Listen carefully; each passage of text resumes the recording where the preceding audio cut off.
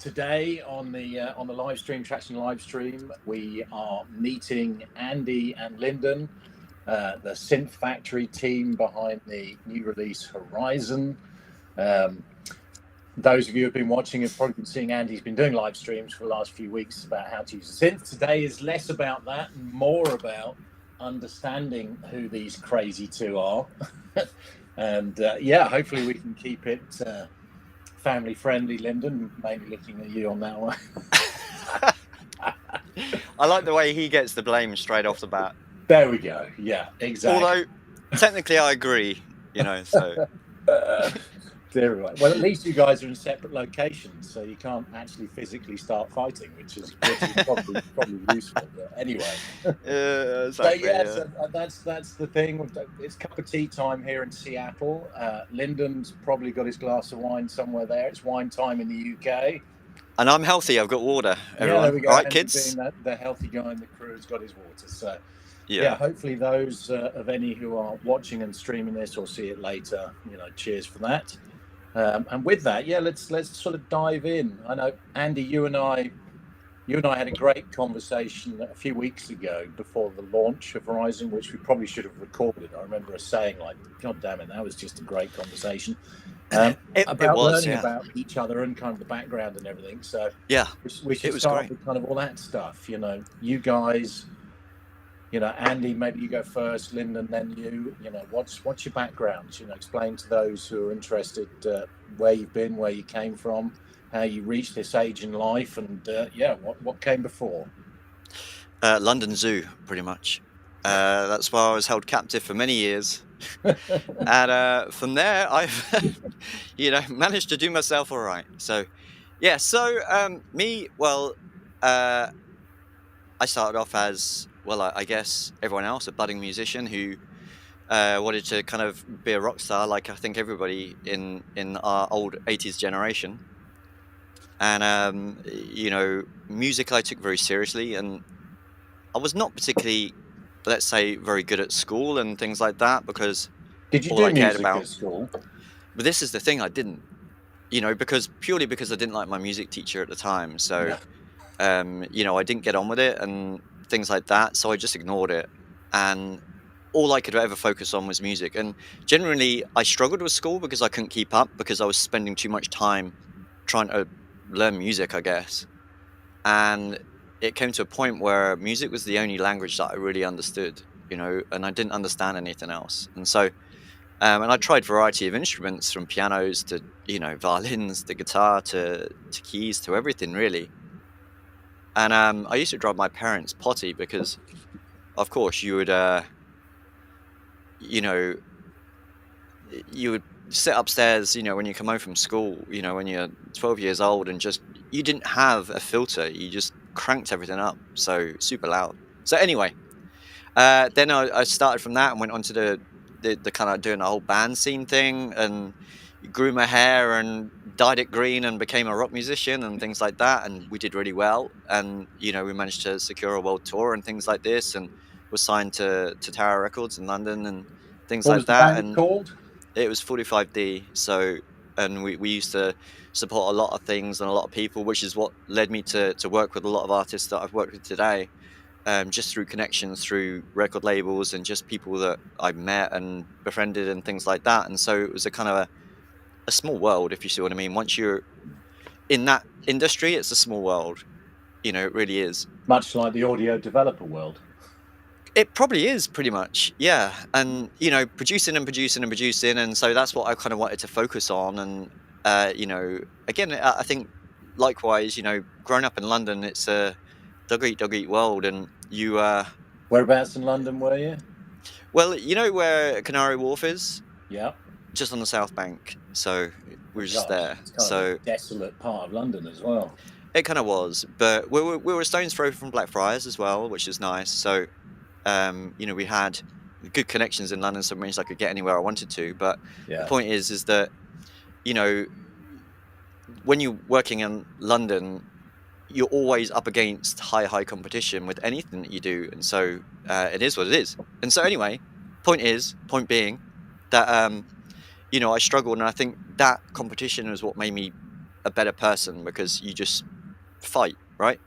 And you want to just get yourself better. So, I ended up being a young intern at, some big major studios, and, Abbey Road for one, and then on to Maida Vale Studios after, which was fun. And that's when my kind of producing career kind of kicked off, really, after the fact. And, long story short, basically, I just carried on my career writing music and being a producer for bands and for acts.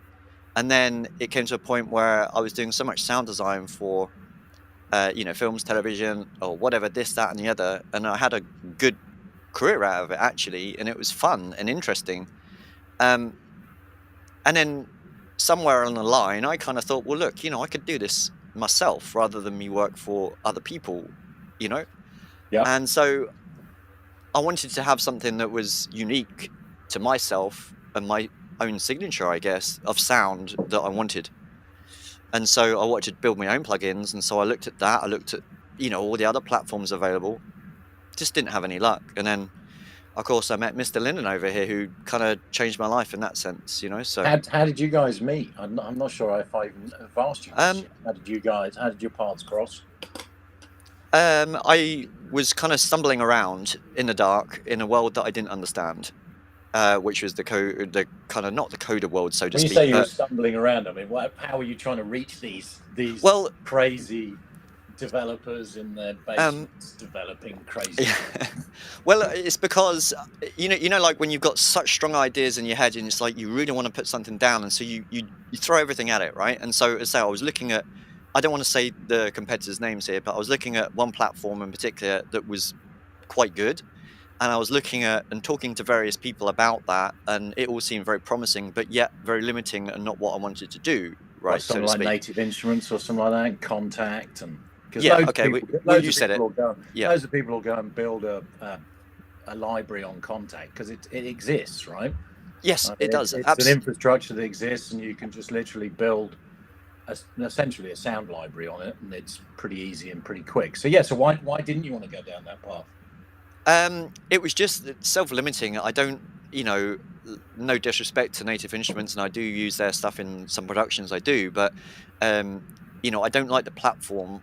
I like things to be individual. If I want one thing, I want to load one thing. I don't want to load a whole library, and it's just too tiresome, too slow for me. And if you understand in a world that we live in where time is money, so to speak, and you've got literally no time to do something, you've got to act quick, and you want something on your fingertips immediately. And when you have to sit there and wait 2 minutes for a Contact instrument to load that isn't what you want in the first place, you've just wasted that 2-minute time. And I know it sounds super trivial, but honestly, you do that day in and day out, it starts to grate on you. So I didn't want to go down that route, and we went down a different route. Anyway, that didn't come to pass, and so I was left kind of again in the dark. So I hit my friend up Google, and we kind of just smashed it a little bit, started looking around, and then for some reason I saw a post that was from Linden on some website or something.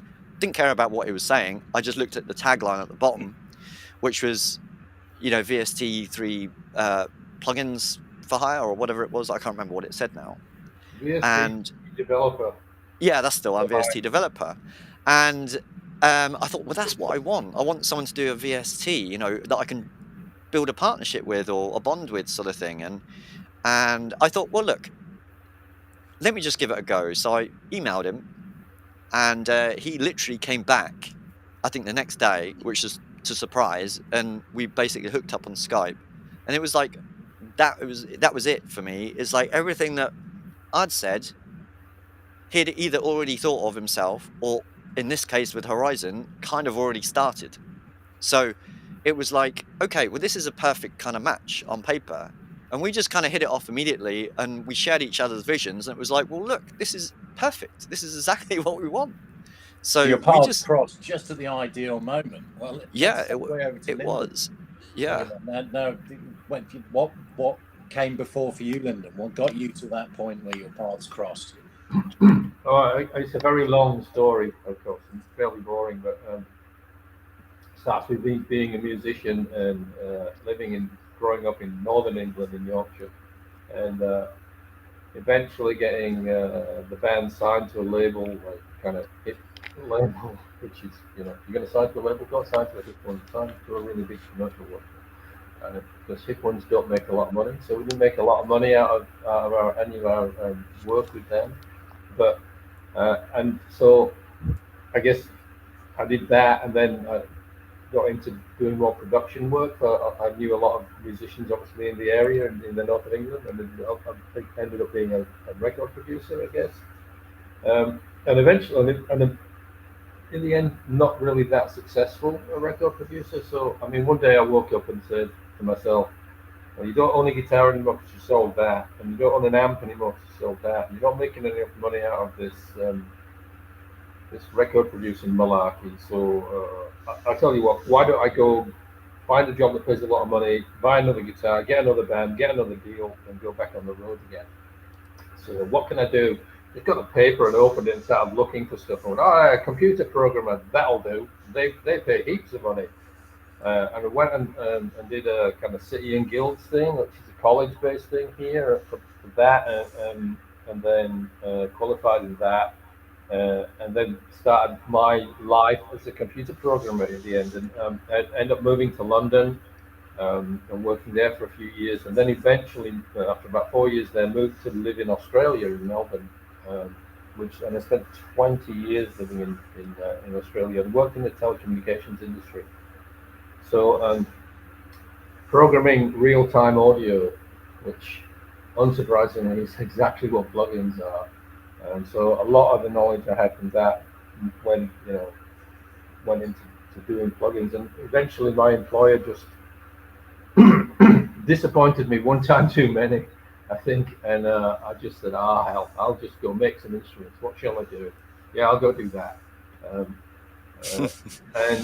I'll do it in my spare time. And what can I do? So the company I started on my own, and I made, like I guess a lot of people, made a lot of contact instruments at the start, a lot of those things that and spent 4 or 5 years in the background of doing that and working for a living, but also so didn't need to make a lot of money from it at the time, but eventually it was the point where I could make a living just doing that. But contact really in the end, by then I'd moved back to live in the UK, and contact was just too slow. I just couldn't get anything done that I wanted to do. Sure, I could make another orchestral library. The world needs yet one more orchestral library, yet another grand piano library. Yes, please. Yeah. Yeah, I feel you. Do something different. So I discovered the platform called Highs that I started to work in, that I could build bring a lot of the skill set that I had, and it was flexible and open enough. And as part of doing that, I started a whole bunch of blog posts about, here I am, a developer, and let's start by just, I'll post these blogs about making an instrument, and I'll make this 4-voice sample-based instrument. It's called Quattro because it's got 4 voices. Yeah, off we go. And I just started making that online, really, more than like anything else. I did this today, I did this. I don't know necessarily how interesting it was, but that's what I did. And then at that point, that's when I got this email from Andy who said, I really would like to make a virtual instrument that's, got lots of sample-based stuff in it, and, a few voices and a whole bunch of other things, effects and stuff like that in it. And that's when we got together, because I just wrote back to him and said, well, funny you should say that, because I've been building one of those for the last year. So I've got a lot of the bones of what you're talking about built already. So let's have a Skype conversation. And that's how it happened. So you're right, Woody. It just showed up at the right point. Yep. Yeah. And it's been happy times ever since. I was going to say, I see a lot of similarities, like between kind of these developments and building these bits of art, much similar to, whether it be, collaborating on any other art forms, music or art in general. I mean, it's a creative and technical process that typically involves more than one person. Not always. We have some developers that are fantastic at, developing and conceiving. I mean, you guys are aware of Peter on the program as well, and he's kind of an individual one, but he's definitely a standout anomaly. Most times, much like individual performers, most of the time, it takes a band to put these things together. Areas of expertise and people coming together, and and it's the cohesion of that creates something out of the project. So. It does. I agree with that. It's like it's just determination and hard work. I mean, look, realistically, via the Tracktion ecosystem, we're a month old, but it's good that we've kind of made this gains, so to speak. And we've always said before, I mean, Horizen isn't a new product. It's something that we've had, out there previously in its previous iteration. So we've been kind of working on this thing for a long time. We look at the result, at least 4 years. Yeah, and so it has, and it's about time that we've always said that sometimes if you create something so rich and good that you just want to stand on top of a rooftop and just scream about it, but unfortunately we found that harder than we first imagined. You can't just jump online and just tell one person or put it in a forum and say, oh look, here's our synth, and then expect to kind of go on co-developing it for many years. But I think one of the credits to both myself and Lyndon is we both seriously believed in something so good. And I mean, obviously, as I said to you before privately, we had other people that were interested in Horizen to start off with, but obviously we chose Tracktion in the end, and thankfully as well, by the way. But the point is that we never gave up on it. It's like you just don't. When something as rich as what we have, you just can't let it go. Yeah, and again, I think that's very similar to the music industry in general, right? I mean, you've seen both sides of the coin on this. I mean, you can have a great record, but in a world where there is so much noise, especially at the moment, with streaming the internet, it's just so hard for that stuff to get discovered, or discovered to any level. I mean, we all sort of hear of the occasional sort of viral successes, but there are literally millions of other, amazing bits of music that probably never get discovered, just 100%. Exactly. Yeah. So, it's the Spotify effect, Yeah, exactly. Yeah, it's very much the same, even though it's a much smaller sort of part of the world. Getting products noticed in the space is extremely hard. So it is, and especially bearing in mind that since there's so many choice, and at the end of the day, look, they're all the same house, just different furniture, right? So that's the way I look at it. But it's how the furniture is arranged that is important to you, right? So you can be just the same as a neighbor's house. Identical, but if the furniture is different, then it suits you better, and that's what we like to think of ours. We're not groundbreaking and ever changing with everything being brand new, because you can't reinvent the wheel. You can't. It's impossible, right? So actually, secretly, we're just an interior design company. Yes, exactly. Hello, IKEA. So, you are, and I think that's an interesting point, Andy, in that obviously, I mean, you have access, and you've probably used and been, had at your fingertips every other major virtual instrument, over the past, 20 plus years, So I mean, you're not. It's not like you're sort of coming to this going like, oh, I'm not sure what's out there, but I haven't quite found what I like. It's a case of you sort of come to this going, well, I've tried everything, and there really isn't anything that quite sort of suits my need for immediate sort of access to particular stuff. So I guess it'd be good to sort of give the guys on the watching this, an idea of what is that? What was it that was lacking in, the other really well-established, instruments? What was it that sort of slowed it down? I mean, I know you said contact was. It's the sheer quantity of stuff and finding the right thing, and then it taking time and blah blah blah. But what about the other ones? I mean, great instruments like Omnisphere and stuff like that, which I think everyone on the planet has. And, absolutely, What's the shortcomings of those for you? I mean, don't get me wrong. I would never sit here and say all those synths are bad, because they're not. No, right? I mean, let's get that off the table straight away. They're really not. But for me, it's, as I was kind of trying to allude to earlier on, when you're working in any industry that, as a professional performer or a producer or a music writer or whatever it is that you're doing, you've got to act fast and you've got to do things quickly.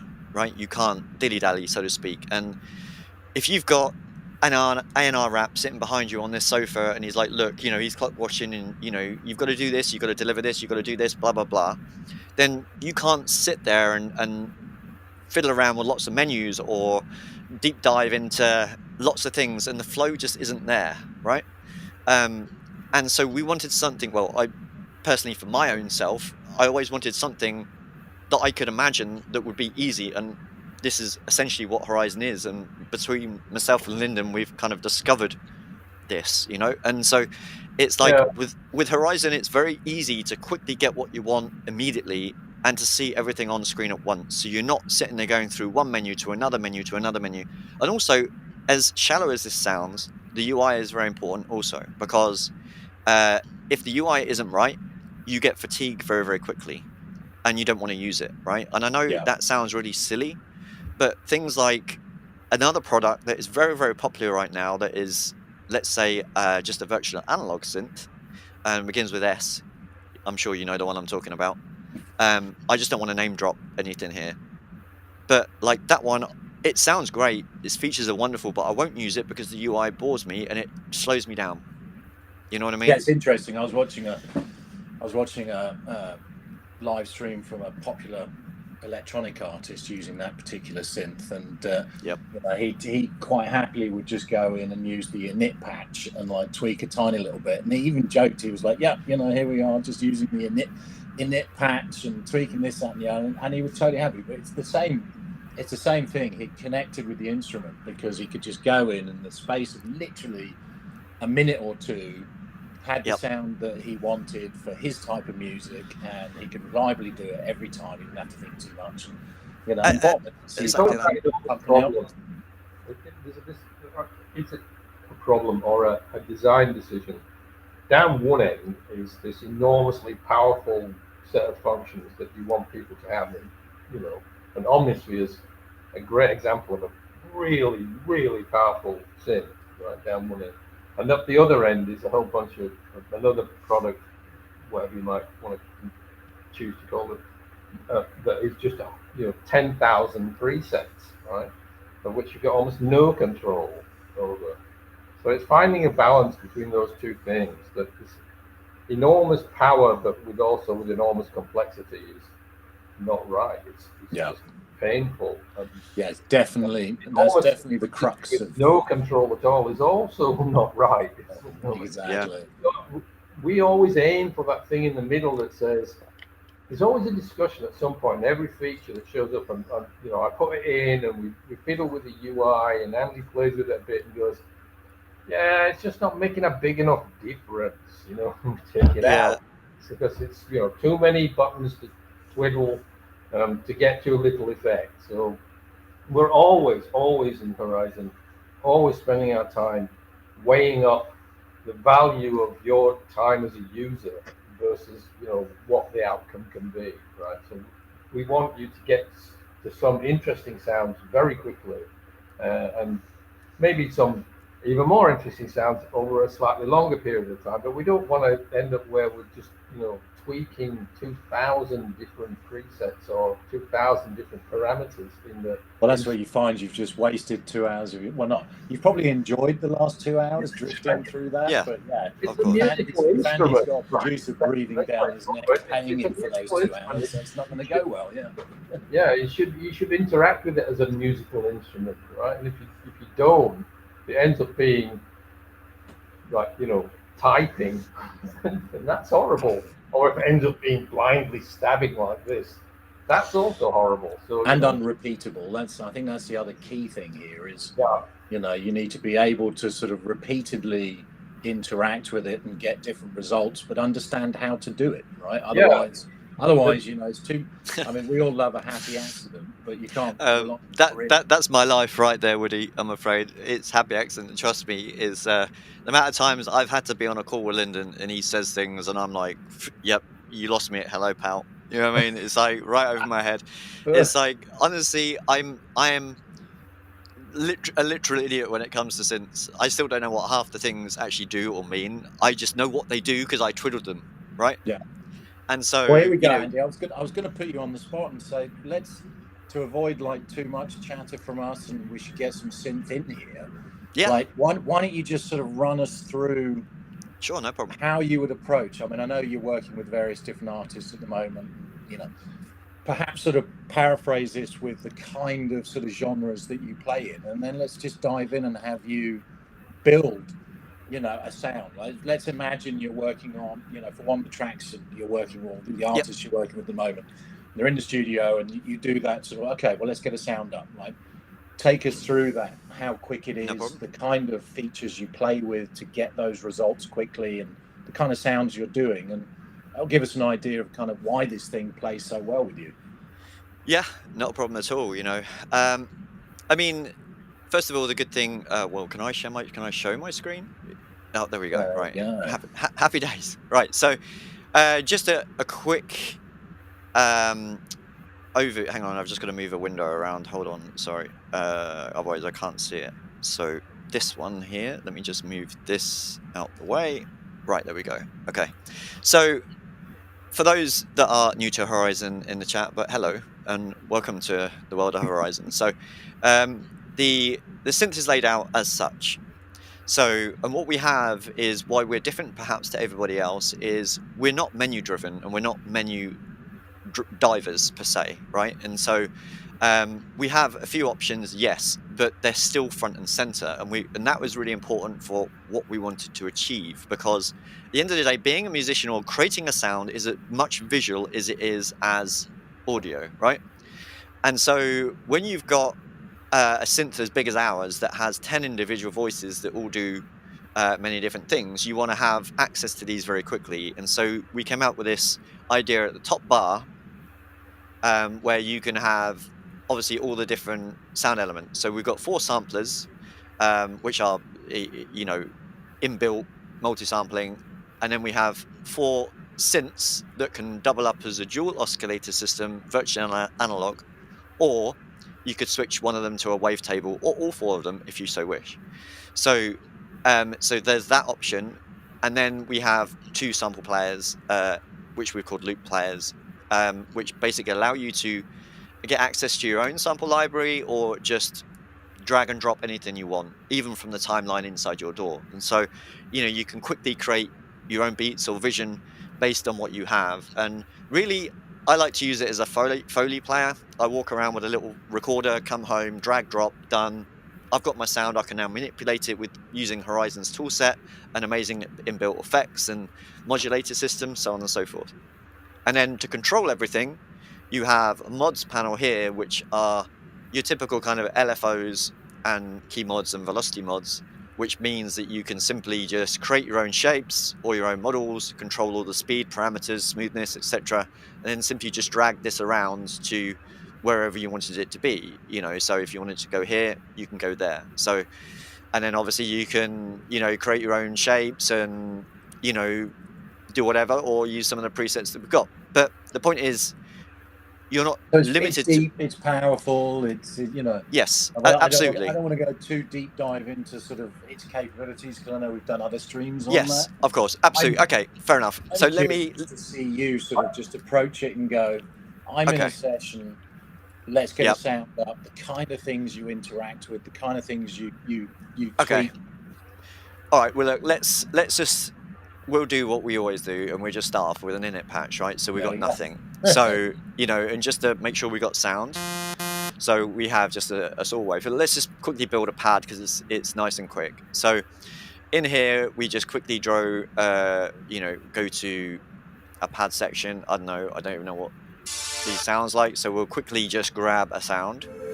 So here we go. This will be fine. And then you just can have the vision from there. So what do I want? A sleepy pad or an abruptive pad or a floating pad, or, you know, so on and so forth. So I'm just going to quickly just dial up some options here, and just as I kind of typically would, which is the kind of long release for you know, for a pad and maybe a slow attack or something like this, you know, and then you can straight away just get a visionary to where it's kind of going. And then on top of that, we'll use some effects as a send effects. It has send and master. So I'm rushing through this, you know, at 100 miles an hour. So if I now just put on our favorite reverb, for example, and then I can then obviously just have that kind of floating around. So now we got some kind of reverb that's happening. Let me just turn it up so you can hear it. You know, and at this point, you're kind of saying to yourself, okay, well, this isn't quite the sound I want. I want a little bit more deeper. I want it to be a little more floatier. So you can go to another sampler and, you know, I'm just randomly choosing sounds here. So, you know, and just find something else that you want to kind of put in there. So, and if this is the one that we want, that's great. So again, you just treat all this, add some reverb to it, you know, then you can control the filters, you know, so on and so forth. And that took 2 seconds to do. And this is the result in 2 seconds, you know. So it's really quick to do. You know, and from there you can kind of modulate things and you can really go to it, you know. So it's like, okay, I now want to modulate the filter cutoff, for example, you know, so you can then just modulate this and say, okay, you know what, let's have this go on, right? Put it quite fast, for example, and then you can see here it's modulating nicely, you know. So, and this all just took literally a second. And the thing is everything is front and center. And then let's say like now you've got these two sounds and you say, okay, yeah, but I still want more modulation, and that, no problem. Well, you know, on this film score I'm doing, I want it to evolve. And so you can use this here. And so you quickly, I don't know, put these two here, sample 1 and sample 2, the only ones I'm using. And so now you can morph between those two sounds in real time, or assign them to your keyboard, or automation for your DAW. And then, you know,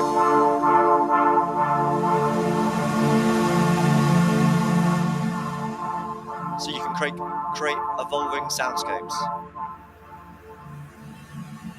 You know, and once you start adding more and more sounds, you can really kind of, you know, create the sound that you really kind of want, that fits exactly to what you're doing, you know, in video sync or just with the bars of measure that you've got for music that you're composing with or whatever, and you can kind of fine tune to whatever you want, you know. How do you find the process changes between doing music and film score work? I mean, obviously they're two different things. I mean, obviously with films, yes, of course, the audio is massively important and supports the visuals, but it's kind of almost invisible. In the background, you know, it's the visuals are the front and center, but it's kind of like the invisible thing that goes along with it. Whereas with music, of course, that is the primary medium. So what's I mean, obviously being samplers in this, you said you go out and record, you know, nature and stuff like that. I'm assuming it's kind of for all of the film work, but that as well. But Foley isn't just for film. I mean, my love for Foley originally came from a long time ago when I started doing stuff for film and TV and things like this, and it was because I found it so amazing that film composers or Foley artists can create a sound from anything, and it just used to blow my mind. And you know, and at that point I knew that I was hooked to use Foley, and so it was really super important to kind of do and to use. And so I use it in everything now. Our loop players that we've got, it's pretty much I use that 90% of the time. And the thing is samples these days are so important, because it's the one true way that people can be unique in music these days. And so you can't ever underestimate the power of what people can give to their own sounds by this system, which is a drag and drop system. And it's so good and so easy to use. It's just crazy. And it's literally as simple as that. You just drag, drop, done. You know, and a lot of other synths you have to sit there and import and then, you know, multi-manage and do this and do that. And no, not with us. It's just like, we wanted this design. I mean, look, Lyndon's the creator of this, and he's just a genius in that sense. So I'm like a little kid in a toy shop. I ask, I beg, and often I'm on my knees. And, you know, it is what it is. But the point is, you know, he has to fit it in. And, you know, Horizen is populated through me just having a massive want list and him just shouting at me constantly. No, So, no. So Lyndon, yeah, let's come back over to you. yeah. So tell us about some of the challenges obviously you face as developing the code for these things. I mean, obviously it's building plugins. I mean, you know, they're a common. I mean, obviously doing everything real time, and yeah, just walk us through the typical challenges that you face. Okay, so I mean, there's always a constant set of um, challenges, if you want to call them that, about any plugin that you build, and it's how much CPU is it using, and what is the value you're getting out of it for that, right? So, so there's that. I could probably build an engine with twice as many voices as Horizen currently has. It would chew maybe 4 to 8 times the amount of CPU it currently chews. And what would be the value for that? Well, given that I've already tried to do that, the end up result, the answer to that is not very much. It's just not worth it, right? Not yet, anyway. So perhaps, you're always making 3 or 4 years time. I mean, CPUs are increasing. Yeah, absolutely. CPUs, we're all old enough to remember when, you know, buying RAM for our Akai samplers, you know, in single megs was ridiculously expensive. You know, absolutely, yeah. So I mean, at some point, yes, but right now, I think the challenges for me are more about how can I make what we've got, how can I add to what we've got to generate a completely new kind of sound very quickly and very easily for people. I mean, at the moment, I'm spending a lot of time working with a granular engine that I wrote a long time ago, and trying to see whether that will fit in a version that's coming up. I'm also spending a little bit of time in working and thinking about doing an additive synthesizer in there, and maybe some more FM stuff. But so there's a whole bunch of these things that arrive, you know, that are sitting on a shelf, right? But that are ideas of how you might do things that you think, yeah, well, I'd like to add that in, right? I'd like to put that in. Let me try it. I'll try it out. So, and quite a lot of those are quite nice. So, so there are those challenges all the time. And as we've said already, the other challenge, obviously, the really big challenge is to say, is there any value in it? You know, I can add a granular engine inside this thing, and maybe in it, every sampler now it could be a granular engine as well. And would that be worthwhile? Is there an easy way to make that work for people, so they could get valuable and interesting noises out of it that, you know, I couldn't think of and Andy couldn't think of, that is viable? And, you know, maybe there is, maybe there isn't. And so I spend a lot of my time sort of like, one, trying to tell Andy that no, he can't have whatever it is he wants, because Yep. Or say to, yeah, that's a good idea. We could do that. I could do that, right? Yeah. I mean, the next release 2.6 of Horizen already, and I'm only about halfway through the development cycle, already has about 25 new things in it. It's going to be a really big release when it comes.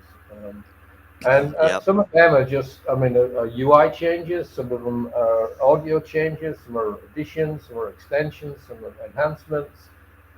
And they're, a lot of the time, just Andy and me sitting in a call like this with each other, looking at the interface going, yeah, I'd really like it to do blah, blah, blah, blah, blah. And I go, no, hang on, maybe yes. Oh, hang on, let me think, just a minute. Like that? Yeah, like that. So, you know, I mean, some of them I can come to you and are really quick to do for me. Some of them are months and months of waking up in the middle of the night going, oh, no, what do I do with this? How do I make this work? But, I give him stress. You know, so but it's constraining the scope really to something that is 1, viable, 2, doable, 3, works, and 4, produces a result that we will all be happy with, right? Yeah. So I'm juggling all those balls all the time. Yeah. I mean, actually, when it gets right down to code itself, when you're actually writing the code, which everybody thinks is the most important thing, you know, the thing that I do all the time, Yeah, actually, I sit in front of computer typing a lot. Yeah, I'm looking at code and thinking about code and debugging code. But really, once you've got a really good idea of how you want to proceed and what it is you want to do, and the coding is just an academic process that you go through. You go, ah, da, da, da, da, da. And occasionally you get down to the end and go, da, da, da, da. Oh, no. Oh, my God, that no longer works. It crashes and I can't make it do it. Right. And then I walk around for like a week, banging my head on the wall going, oh, there must be a way to do this. There must be a way. There usually is, right? But you don't always know that. Sometimes, though, you just have to, I come back to Andy and say, you know the thing I said we were going to do? We're not going to do that now because of this reason. So, there's always disappointments, but there are always just as many really great moments where you go, oh, yeah, I'll try that. Oh, wow, that sounds fantastic. So that's the really lovely thing that happens to you all the time. It's awesome. Yeah, does that answer your question? I'm not sure it is. It does, absolutely. But yeah, and I'm keeping an eye on our time because I don't want to drift on too long today and bore everyone too much. But I guess, what about the future? I mean, you talked about, a bunch of stuff that you're potentially working on for Horizen and the evolution of that. Are there other instruments you guys are collaborating on, or is what's in the pipe? We've been discussing several options. I mean, obviously Horizen's our flagship, and it probably will always be that because it's the biggest synth that I've seen in a long while, and I think certainly that Lyndon's worked on. So I think this is obviously our major release because it's like a platform that we want to grow upon. And with 2.6 upwards, you'll understand why. I think because we've got a big expansion system coming as well, so that can add a load of new sound and tonal content to it, as well as Lyndon says, we got so many extra features and new toys to play with that is just going to be amazing. So that's Horizen, but we've got other things in the pipeline that we've been discussing as well. At some point, we'll obviously let you know about, but because we haven't finalized anything yet, we're not going to mention anything just yet. But that's sure. But I mean, you guys are in it for the long haul now. Yes, essentially, yeah. I mean, we obviously are both absolutely full on dedicated to this, and we both love what we do, and we carve this with love at the end of the day, and I think that goes to show in the end product that we do, and hopefully our customers that are buying this can see that in just how much attention to detail that we put in our stuff. And I think and also how we look after people as well. I think ultimately that's a good thing, with giveaways and things like that. And I'm always helping people out, and Lyndon is as well, especially when we do the live stream stuff as well on every Wednesdays. Shameless plug, I'm sorry, but plug away. Yeah, every Wednesday we do a live stream at 8 p.m. GMT, where basically we just talk about Horizen, but actually in the moment of Horizen. So like last week we was doing some writing from popular requests from people that wanted to see what it can do. Yeah. And then just helping people, answering questions, showing them around the synth if anyone gets stuck. And it's been going really well, and we're building our own community. We've just launched our own Discord server as well and things like this. So we're kind of growing our own little community, which I think is fascinating, and it's wonderful to see, and we just hope it blossoms and grows. So yeah, it's probably a good time to mention, of course, obviously on the main site, Tracktion site, of course, the synth is available for a free demo. So yes, of course, anyone can go download it, get to know it. I think it's a month free trial or 2 weeks, I forget, but anyway, plenty of time to give it a test drive. And obviously with you guys doing the live streams as often as you are, if anyone wants to try it and then get stuck or has any questions, you might just dive in and literally get answers from you guys directly. So that's fantastic. And then, of course, I should mention, obviously, the date today, if anyone's watching this down the line, it's June 14th, 2024 today. So there is actually a big sale going on, a complete manufacturer focus on everything Tracktion over at Plug-in Boutique, which I believe is ending at the end of this weekend, where everything is on significant discounts. So So yeah, if you want to pick up the synth, I would say give it a quick try and then head over to Plugin Boutique and take advantage of the typically Plugin Boutique deep discounts until the end of this weekend. I agree. Yeah, indeed. That should kind of happen. I mean, as I say, it's an instrument that's really designed for everybody, which is why we've got. Sorry, to answer your question previously that I didn't answer properly, when you said about what's the difference between like movie and doing composing. Let me just put that in a simple word of is composing is the same as writing music. The only difference is one, obviously you've got to think about dialect and you've got to think about the actual score. Sorry, the sync as well that they're working towards. So you've got to work with the actual scene that you're working with. But with music, often you need a variety of lots of different things. So albeit it could be a sample that you've got some big pads, ambient noises, whatever. But most importantly, you've also got the VA synth in there as well. You see what I mean? And so you can do the whole EDM scene and you can do the whole drum and bass and things like that. Not a problem.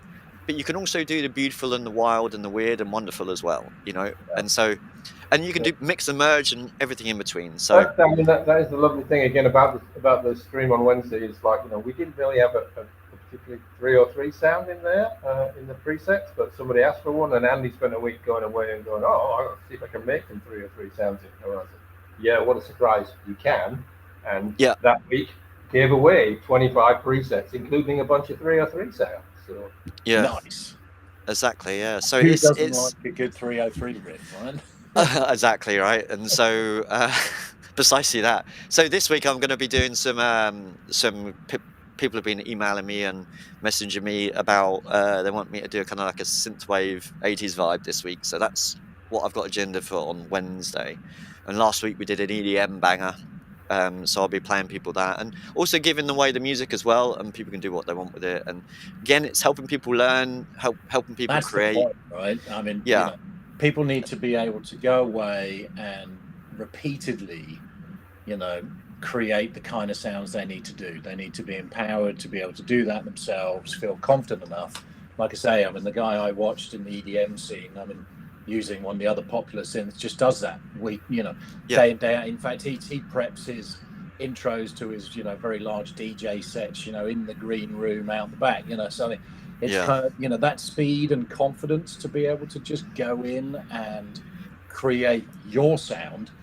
And that's, I think, the key thing here is, you know, you need to find your individual sort of character and sound, and obviously then that needs to be discovered and you need to become popular. But, you know, that's all part of it. Well, it is to a degree. Yeah, I fully agree with you there. By the way, but I think I just want to just quickly expand on that, because the thing is, a lot of people out there today is, let's be honest, there's a million different, you know, VA synths out there, right? Which are your typical, you know, wavetable synths or normal analog synths and stuff like that. You know, you can list 20 of them just off the top of your head. And likewise, they're the same with rumplers and sample players and things like this, right? But at the end of the day is, it all depends on what flow and how easy and comfortable you are with that product, right? One product isn't necessarily better than the other. It just means that you can work that product better, right? And so, and you always stick with what you know. And this is the problem with the industry in its current form, is that the world seems to be divided into like, look, you write that type of music, therefore that's the synth you need and only that synth, right? But this is where Horizen comes in, because it's a kind of in the middle product, right? It's like, it doesn't just focus on one thing. It can and literal can do anything that is you want. If you've got an idea in your mind, it can do it. You know, it's like, and quite often me and Lyndon will sit and talk and be like, oh, this synth XYZ, it can do this. You know, it'd be cool if our synth can do that, but it kind of can already. It just does it in a different way, right? And so, again, it's just a flow thing. And so, and this is with Horizen. Entirely right, Woody. It's about learning how to use the product in your way, your own way, and getting your own sound, and that to be a repeatable thing for you. Yes. Just turn the thing on and go, I want to make this kind of sound, and fiddle with it, and I do this and drop this, put this in here, and that'll be it. And the first time you hit the keyboard, it's pretty close to the thing you were aiming at. Yeah. That's certainly that kind of flow thing that is definitely very important in the Horizon. Yeah, exactly that. And we're all about that at the end, because we want this to appeal to, you know, we don't want to box ourselves up and sort of say, oh, look, we only do one thing, because I think that's a scary place to be in right now. If you do that, and you're just going to limit your audience. And Yeah. so, and I think the streams that we're doing on Wednesday night, um, I think showcase the fact of actually how flexible Horizon can actually be. So I mean, the week before I was doing all ambient and film-esque stuff, and then all of a sudden, this coming week I was doing EDM bangers. It's just like. Well, I think that's hugely valuable, right? I mean, as you guys have Yes. said, there's a dizzying array of products out there, and they are all very capable. But as a, and I hear this all the time with people who have, grown up and then experienced the whole scene. There tends to be a phase where you sort of grab everything, and it's like, oh gosh, I need that because it's the thing and this. And then so many times I hear of people just going, and this relates to hardware as well as software. People are like, oof, I had to purge, I had to get rid of everything and really pare it down to the stuff that I actually use, because the rest is noise, it's distraction, it's it's time consuming. Rather than writing a song in 24 hours, it's taking me a month because I have so many options and so many choices. It's just noise, and so I've heard it time and time again when people say like, yeah, I sold like 90% of my synths, or I ditched, got a new computer and didn't bother installing 90% of my plugins because I just don't use them. It's just and I think that's a really important message. If you're coming up through and you're starting, is to really sort of cherry pick a handful of tools that you get to learn. And I think having you guys available, obviously Andy with your experience and whatnot, to be able to show someone like, you want to make a 303 riff, here's how you do it with this synth, ask me next week and we'll do something else. That's hugely valuable. So yeah, bang on that. It's just about helping people out. See, when I was growing up with music, there would be people, well, one or two people that would just sort of shut you down and say, I'm not going to share what I know because why would I do that, sort of thing. And then there'd be other people to say, look, we all need a break, right? We all need to learn. And so let me take you under. And I had loads of mentors like that just helped me out and tell me the ways to do things. And I approach sound very, very differently than perhaps most people do. And, because it's a living, breathing thing for me. It's, creating a sample is not about just, making a noise and sampling it. It's how it's going to work after the fact with the power that we have. And and more importantly, it has to start from a good source. And I've got my live room that you can't see on camera, which is that way. And I just create everything in there. And I could just go a bit crazy sometimes, and I feel like Einstein in a in a weird scientist is what I meant to say. And it's exactly. But it's fun, and you don't always get it right. You make mistakes along the way, but you guys and the customers won't know that because they won't get that sound. But I mean, just the other day we was talking about expansions with Lyndon, and I made a complete cock up of something, and it was like I had a great vision for what I wanted to do. It just didn't work. And a really quick story. I've got a friend who builds these weird instruments, very, very bizarre, right? And I was like, oh, it would be great to kind of do something with that, So I called him, mic'd it up, but the thing is, they only go really. They're not really a pitch instrument sort of thing, it doesn't do a C or a G or an F or whatever, right? It's just a random noise. And so I thought, oh, that'd be cool if I can sample it, pitch it, modulate it, so it's all across key ranges, so we can use it as a sample base. That'd be just, brilliant. But it just didn't work out, and so it's just one of those things. So you have to go back to the drawing board sometimes and be like, right, okay, well, how do we do this, and things like that. And and then I ended up doing some really cool stuff with the guitar and electric guitar and things like this in a very kind of cinematic-y kind of way. And so I'm really happy at the moment doing things with my little play space, that I'm doing. But I'm always kind of forward thinking because I geek out about stuff like that. I'm a massive geek for sound. I will sit there and discuss sound for hours. But I don't know much about anything else. So that's been my life for 40 years. So you know what I mean? It's it just is. And it's and this is Yeah, why you I can't think shut him up sometimes. exactly, but I think this is why me and Lyndon work so well together, because he's the brains and I'm the monkey, so it's great. And so he comes up with all these clever stuff and tells me about it that I don't understand, and he just says, just twiddle the knobs, and I do, and it's like, oh, that's exciting and it's great. And what I can do with this then tells me what I need to do next time for a sound element, you know what I mean? And it's just, it works both ways, so yeah, it's all good fun. Well, we don't have a whole lot of questions in the question track. There's a couple in here I'm seeing. Linux. I know we have a very passionate Linux base on some of our products. I know for some developers it's easier or not to do it. Lyndon, that's obviously one for you. What's the challenges around doing a Linux build? Well, there are obviously a whole bunch of challenges around it, but it's certainly a doable thing. Yeah, the code base we use is portable to Linux, definitely. So I could do a port, and we could release a Linux version, I think. That's encouraging. I mean, it sounds like it's probably just doing the port and doing a bunch of testing and QA on it. And I know one of the challenges with Linux is there are so many different distributions of it. It's kind of picking one and testing on that and hoping it kind of works on most of the others. But yeah, the distro I have is just Debian at the moment, so we'll see if we can go with that. Yeah.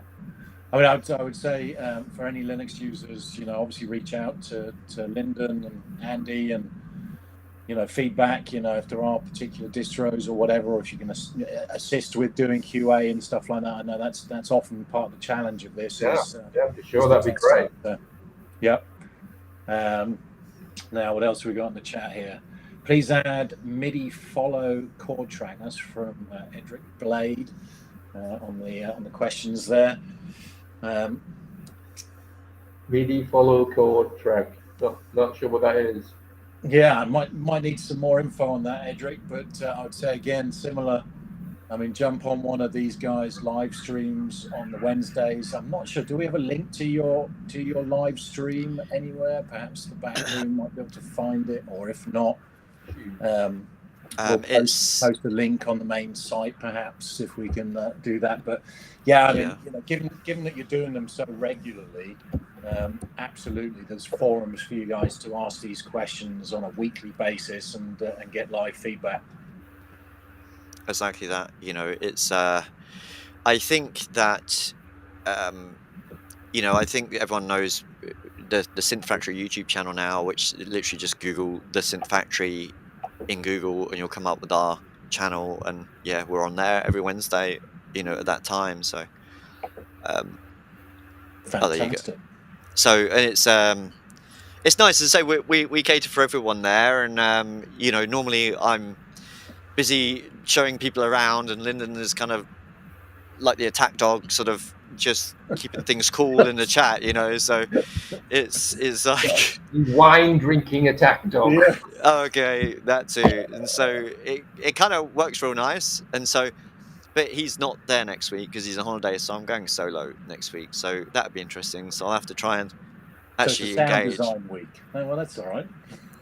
Yeah, exactly. Yeah. Let's just talk about sound only now. Lyndon's not here. Or you could just spend the whole thing talking about Lyndon, seeing as he won't be there. Yeah. That's a good idea, actually. Weird guy.